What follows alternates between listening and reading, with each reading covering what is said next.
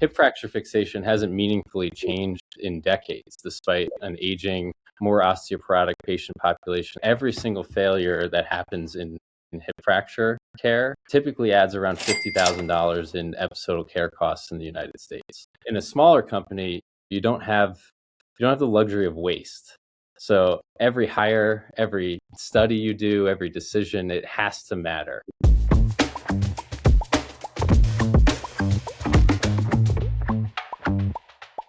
Welcome back to another episode of the GS MedTech podcast, where I speak with industry leaders shaping the future of MedTech. I'm Dama Medarsky, and today we're looking at innovation in orthopedic trauma, specifically how smarter fixation can improve outcomes in one of the most challenging patient populations. My guest is Kemp, President and CEO of X-Bolt Orthopedics, who after a long career in the global orthopedic industry is now leading the scale-up of a next-generation fixation platform aimed at reducing complications in hip fracture care. Phil, thank you for joining me today. Thanks for having me, Dame. Yeah, I'm very excited. Awesome. So obviously looking at your background after a long career at Stryker, where you have definitely climbed up the ladder, you've decided to join X-Bolt. And I'm curious to know what specifically attracted you to the company and convinced you this was the right next step. Sure. Yeah. I mean, I think the first thing I'd say is my career journey has, there's so many people that I'm grateful for. And I think, luck has played a role in a lot of the career progression. But at the same time, the first thing I'd say is that, I loved my time at Stryker. I think more than anything, it's where I learned how, world-class MedTech organizations operate at scale. It also personally, it enabled me not to just operate with a global mindset, but it also supported my career pursuit of moving internationally from the US to Ireland. I'm from New York originally, but I've been based in Ireland since 2020. And I think that, what attracted me the most to X-Bolt was really this rare combination of a truly differentiated technology, a large unmet clinical need, and truly being at a point in the company's life cycle where hands-on leadership could materially change the outcomes. And, we'll talk a bit about, the hip fracture segment today, but hip fracture fixation hasn't meaningfully changed in decades, despite an aging, more osteoporotic patient population that's demanding more mobility in their lives. And there's been little impact on outcomes overall. So for me, when I looked at X-Bolt, and this was a little over 3 years ago now, I didn't really see a marginal improvement. I saw something that was fundamentally different in the way of thinking about fixation. And for me, that, that's what made it worth leaving a global strategic to help build something from the ground up. Awesome. And I guess what exactly did you see in the technology or the data that made you confident it could change clinical practice? Sure. Yeah, there were two things that stood out immediately. First, the mechanism of action. It's something that really aligned with how bone fails in osteoporotic patients. Historically, traditional lag screws, they do rely on compression in weak cancellous bone. And that's exactly where things go wrong. So that was probably the first line of attraction. And then the second thing, there's a robust history of biomechanical and early clinical data that didn't just show strength, but it showed consistency. Lower cutout rates, better purchase in poor bone, predictable performance across fracture patterns. It was that combination of sound biomechanics plus a real world signal. That's what gives technologies really that staying power. And it felt as though, we were really at the cusp of unlocking some real potential value here. And I guess going back to your experience at Stryker, and for me, and obviously running a recruitment company alongside GS Capital Connect as well, it's always fascinating when people move from a big corporation onto a small business. Right. How does experience inside a global strategic shape the way that you lead in a smaller, high-growth MedTech company? Yeah, there's so many things, and there's so many things to watch out for as well. But I guess if I were to kind of distill some things down, big companies certainly help teach you discipline. And that's across a lot of different areas, whether it's quality systems. If you think about like evidence thresholds and what's going to move the needle in terms of your value proposition, how hospitals actually make decisions in our industry, how to treat your customer. These are all things that a global strategic has, the resources, the capabilities, and it's the well-oiled machine that really helps curate that foundation, I guess. But in a smaller company, you don't have the luxury of waste. So every hire, every study you do, every decision, it has to matter. So that's pretty much one of the kind of overarching things I've been thinking about with my role since I've joined X-Bolt is, I feel as though I've been trying to translate large company rigor into a lean, fast-moving R&D company, and transitioning ourselves into a mature commercial entity. So if I were to distill things down even further, it's really just about being decisive, but not reckless. I think that's a very clear distinction and important qualifier to make. Awesome. And we'll touch upon the interesting space and stage that you're at the moment in terms of obviously moving from a development company to now commercialization. But before that, you touched upon the fact that obviously hip fractures and trauma treatments in this space hasn't necessarily moved significantly for years. Where do current fixation solutions still fall short clinically? Sure. Yeah. And as you said, it really is one of the most burdensome injuries in healthcare overall. 250,000 of these performed in the U.S. alone. But hip fractures, they tend to fail patients at the exact moment when patients can least afford failure. I think that's probably the overarching statement that I'd make. And I'd argue that current solutions, they do perform well in stronger bone. But in elderly patients, which is the majority of this category, with over 80% of hip fractures occurring in patients over 75 years old, we still see cutout, we still see collapse, we still see loss of fixation, we still see revisions. All of these things dramatically increase morbidity and mortality for patients. Why does fixation failure remain such a persistent issue in osteoporotic and elderly patients? Well, I think it's simply because when osteoporosis or osteopenia presents itself, the bone quality has changed. But broadly speaking, and this is going back decades, fixation philosophy hasn't. So osteoporotic bone doesn't really hold compression well. It needs structural engagement and not just friction. And so when you think about hip fracture failure and when fixation fails, I think there's a case to be made that it's not always surgeon technique. And fundamentally, it comes down to physics. And, that's what we're working on with our technology today, and that's what I think the X-Bolt can really address in a meaningful way. And from a hospital operations standpoint, what are the downstream consequences of fixation failure? Yeah, I mean, there's a lot of categories that this directly affects. It's longer length of stay, it's higher readmission rates, it's revision surgery for a very fragile population. There's ICU utilization, and often there's a loss of patient independence. And to quantify it, every single failure that happens in hip fracture care typically adds around $50,000 in episodal care costs in the United States. So truly, like one single fixation failure can really erase the margin on dozens of routine cases. And when you're looking at innovation in this segment, how big is the opportunity for innovation compared to other orthopedic areas? So I might be a little biased, right? But I think it's enormous. You're allowed to be. And I think it's possibly underappreciated. Yeah. Our core segment right now with hip fractures, they're high volume, they're high cost, and they're outcome sensitive.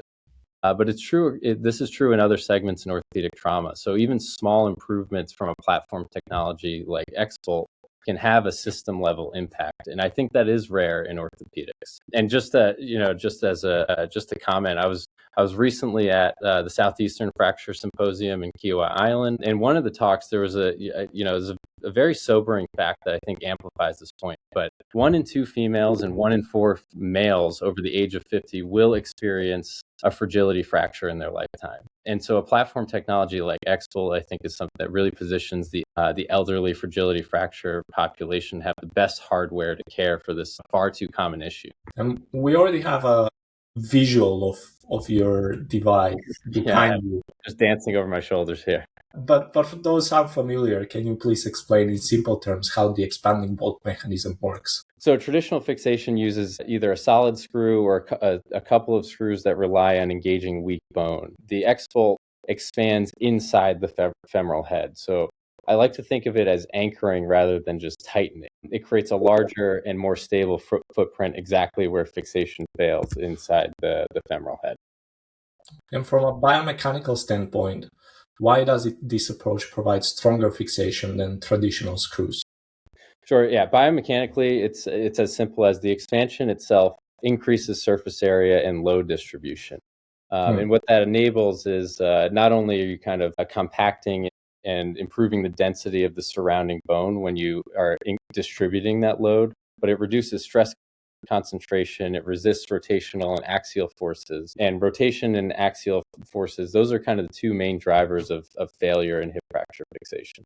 Are there any specific fracture types or patient populations where X-Bolt shows a particularly strong advantage? Obviously, we mentioned osteoporotic patients. Yeah, absolutely. I mean, first and foremost, osteoporotic patients, but stable and unstable intertroch fractures, patients where early weight bearing is critical. But essentially, the higher the risk profile, the greater the benefit of a technology like X-Bolt. And I mean, it's always amazing to hear when businesses are developing a new product, but usually feedback from the end user and the surgeons is much more important than what the founders and the engineers think within a business. Absolutely. What feedback from surgeons has most validated the platform for you? Yeah, I think we've had a few surgeons in particular who have said, along the lines of this behaves differently in the femur. And I think even that sort of comment is more than validating. That's when you're not just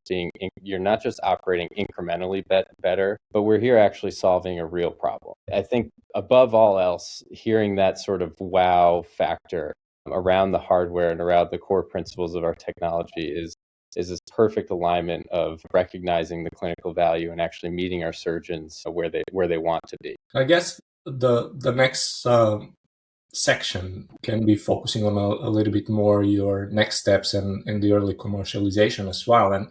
And for me, it's always interesting to know how presidents and people that are decision makers within businesses make those decisions as to what markets are you prioritizing, where are you going next.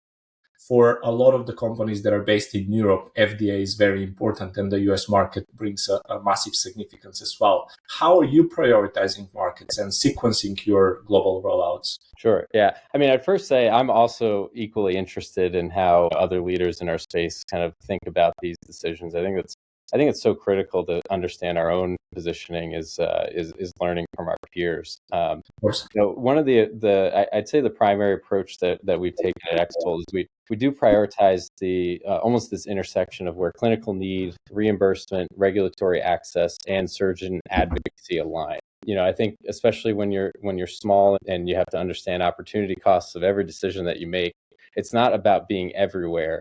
It's about being right in the markets that matter most. And as you said, we're a European-based company. We're headquartered in Dublin, Ireland. We would love to serve our own and serve our population. But as you know, like MDR requirements, the bar is quite high to navigate access in Europe. Mm-hmm. And so we've had to be strategic about which markets make the most sense to position ourselves well to be able to tackling the European market. So I think that's the perfect case example where we've been very disciplined around market entry globally, keeping reimbursement, clinical need, regulatory access, and surgeon advocacy all kind of front of mind in our approach. And it's very important, even from an investor's perspective, to be honest. They're always much more interested whenever they see select clinical sites, but important someone that's actually expert in the field, and repeat usage and repeat purchase of the product rather than spreading too thin and then not necessarily repeating that sale as well. Yeah, absolutely. And I think, a lot of the thought leaders in our space talk a lot about, kind of going deep and, deep penetration in select segments, select accounts, select areas can tell a much healthier story in terms of adoption and product market fit than, spreading yourself really thin, as you said, and getting a few pilot sites that don't come back and don't necessarily have the belief or commitment to the journey that you're on.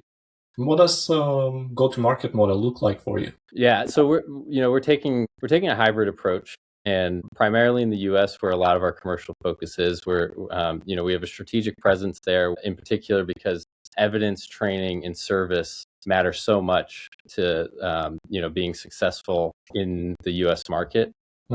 And then when we look into other areas globally, we're navigating some strong distributor partnerships. But in general, the model has to match the clinical complexity, not just of the healthcare system, but of what customers expect, what customers demand, and how we become really good partners to the customers that we serve. What are the biggest adoption hurdles that you encounter in hospitals today? Sure. Yeah, this is a big one, and I think hopefully there's a few nuggets that I touch on here that translate well beyond even our segment. But I probably summarized adoption hurdles for us at X-Bolt into two different categories.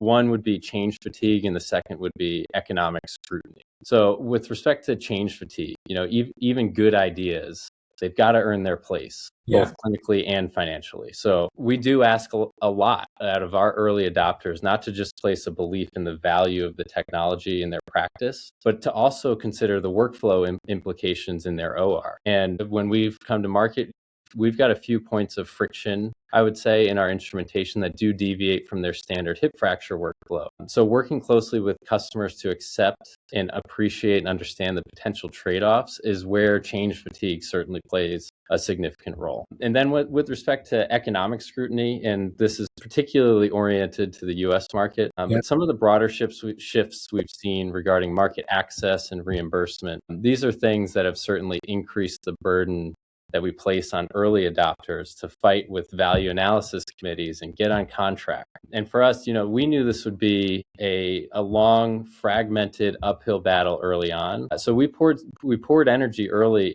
into approaching GPOs to help reduce the demand on political capital from surgeons to just get on contract and just approve our device.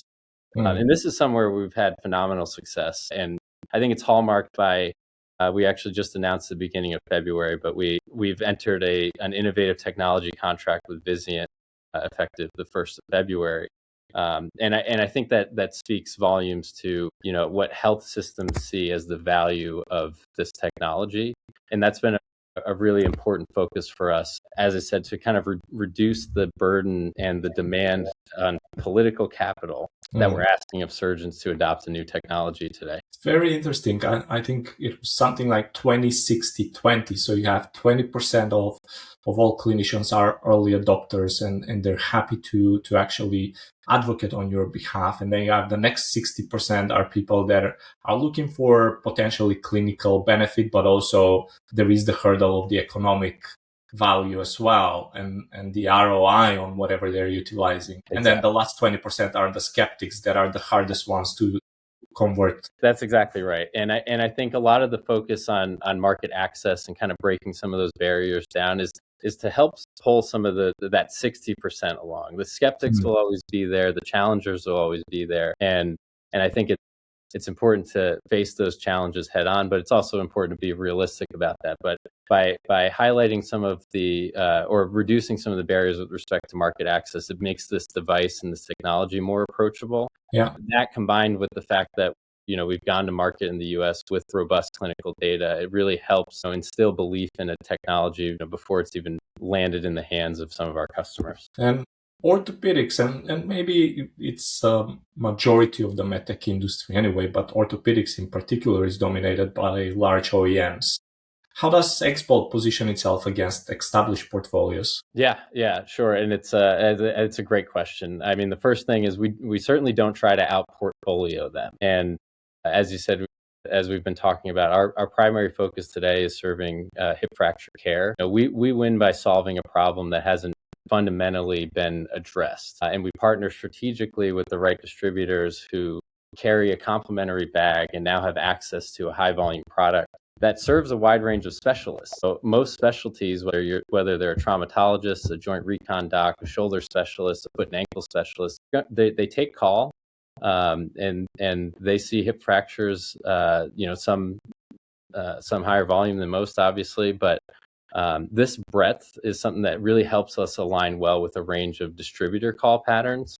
By highlighting those partnerships and really leaning into the value that we add to a complementary portfolio allows us to position ourselves really well in an otherwise established market segment, as you said, dominated by large OEMs. And how do you differentiate beyond better fixation of your product when speaking to surgeons and procurement teams? Sure. Yeah. And for us, it's really about tying fixation stability to outcomes that hospitals actually care about. And these are things like length of stay, mobility, and complications. Being able to, highlight that story and transfer the biomechanical value, the clinical value into the broader spectrum of hip fracture care is where our differentiation has been able to tell a very effective story to the right stakeholders at the right time. And I guess competition is healthy in every aspect of business, but in particular, I'm assuming for X-Bolt and developing something that is a bit of a unique approach at the moment. Sure. What makes your platform difficult to replicate from a clinical or from an engineering perspective? Sure. Yeah. I mean, we're of course IP protected. That is helpful to some extent, but we've seen a lot of attempts to kind of work around IP in the past. So it's not just about the implant. And for X-Bolt, it's also the clinical validation that was intentionally pursued prior to even entering a crowded market segment. Yeah. And we led the largest hip fracture study that's ever been conducted, and this was in the UK with over 1,000 patients. And in that study, we demonstrated a 0.8% cutout rate. And for 30, 40, 50 years, historical cutout rates have been 3 to 5%, depending on the studies you look at. All-cause reoperations in hip fracture can still be over 10%. And so with a robust clinical data set, I think it's a really powerful and nearly impossible task to replicate pre-market in orthopedics nowadays. I don't think there's the stomach for that. I don't think for a traditional K cleared device, you're not necessarily going to see the appetite for the capital to focus on such robust clinical data before you launch commercially. But equally so, that clinical data is what convinces surgeons to make a decision that basically this is a product that they would like to utilize. That's exactly right, and I think that's the that's where the appropriate balance comes in of building belief and trust before you can actually build to scale. So it's going back to the question of what attracted me to X-Bolt. A lot of that path had been paved prior to my joining, and it's really powerful to be able to tell a data-driven story about the economic and clinical value of a device before you come to market, instead of trying to tease out biomechanical claims and transfer that to clinical value and lead with marketing collateral that maybe isn't as substantiated as what we've been able to build before we went to market. And talking about obviously decisions to join, what operational priorities have you focused on since joining to prepare for this scale? Sure, yeah. There's probably 4 or 5 things. Commercial execution, especially being a European-based company and orienting ourselves to the United States, focusing on that commercial infrastructure has been critically important. Quality systems, ensuring the EQMS is in a good place. Our ISO certs are clearing audits and continuing to set a good standard for what quality looks like. Supplier robustness, having a very robust supply chain that can adjust and adapt to early volatility. We talked about market access and then scalability, right? So all of this has been critical infrastructure that I think is important to build before something like demand forces your hand, and then you become very reactive and very inefficient as an organization. And I guess as someone in your stage of developing the business, demand is something that you're anticipating, and obviously that's what you're working towards. Sure. But that comes with a challenge in terms of manufacturing as well. What are the key challenges in scaling manufacturing for a novel implant technology? Yeah, I think for us, since we work closely with manufacturing partners, it's really been primarily identifying partners who can stick with us through a highly volatile period. Supply and demand volatility is something inevitable at the early commercial stage. And so partners that can support those dramatic swings while delivering precise, repeatable. Early commercialization for us also unveiled the need to make some tweaks to instrumentation, and navigating those changes in production really requires those relationships to be strong and true partnerships and not purely transactional. And I think treating our supply chain as an extension of the team has been critical to making sure that those relationships are strong, stable, and as adaptable as we need to be. You've mentioned earlier ISO standards and EQMS as well. How do you then ensure quality and consistency while increasing production volumes? Is that passed on to your partners, or are you involved at all into overseeing that? Yeah, it's a combination, and we're pretty robust in our early onboarding of suppliers to ensure that we can stand over their process validation activities, their inline inspection activities, and for critical suppliers for us, we make sure that we're kind of double checking that work. But I think above all, building a culture where quality is non-negotiable, where it's something that's embedded across all the functions of the organization. That's something that ensures quality is going to be everywhere you are, regardless of what your problem is. And so really focusing on the team and what our integrity and respect towards quality is one of those things that pays dividends in kind of all areas of the organization. I like that. Quality is embedded in the culture of the business. I think it's a very nice way to look at it. Yeah, I think it's a good North Star, and it's easier said than done for sure. Yeah. But this is one of the value of being a smaller organization is that everybody's wearing a lot of different hats, and that cross-pollination of different responsibilities actually I think helps unlock and enable quality to play a significant role regardless of the function or the responsibility that we're talking about. And I guess talking about culture, it's very different when you are developing a device to when you start selling that device. The pace increases significantly, I'm assuming. How do you build a culture that balances the scientific rigor to commercial urgency? Yeah, I love this question. And, when I think about it, I think the very first thing is truly remembering that credibility is a commercial asset in MedTech. I actually recently wrote something like this in an article for a MedTech piece that an Irish trade group is publishing. But what I said was, you first have to scale trust before you can scale revenue. And the companies that succeed, I believe, are the ones who understand not just how to build a good device, but how to build belief. So you can try to operate with urgency once you're commercial. But I think that's a fruitless effort without the validation from all the other channels that also matter.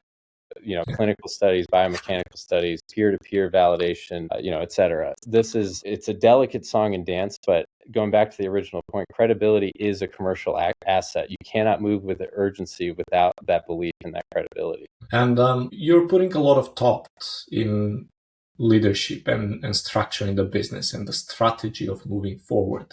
What has been the most defining leadership moment for you since joining X-Bolt? Yeah, well, there's a lot that stand out. But I think often they boil down to, making hard prioritization decisions. I think it was one of my early realizations in, my first executive role is that opportunity cost is everything. And so saying no to good ideas so that way we can execute the right ones exceptionally well has been paramount to the ethos of leading the organization, but it's also a really important framework to consider when empowering other people to make decisions too. I think a lot of it really comes down to these hard prioritization decisions. And as I said, being decisive but not reckless. I think these are some good guiding lights to make sure that you're thoughtful about the decisions that you make, and then when you go with it, we're executing it with focus and discipline. Yeah. I guess it's important to have that driving decision-making factor as well, because it makes a massive difference once you start adding more bodies to the company to be able to follow that same ethos as well. Sure. Yeah. Oh, that's exactly right. I don't know if I'd do more than just agree with you on that, Dame. Awesome. And I guess going on to closing conversation, we've mentioned platform technology. Where else could X-Bolt platform expand beyond current indications? Yeah, this is probably the area that excites me the most with respect to how this platform technology can expand. But effectively, anywhere fixation fails because bone quality is compromised, that's where this platform shows the most promise. I think trauma is really just the beginning, but there are unexplored segments in orthopedics and beyond that can benefit from this platform.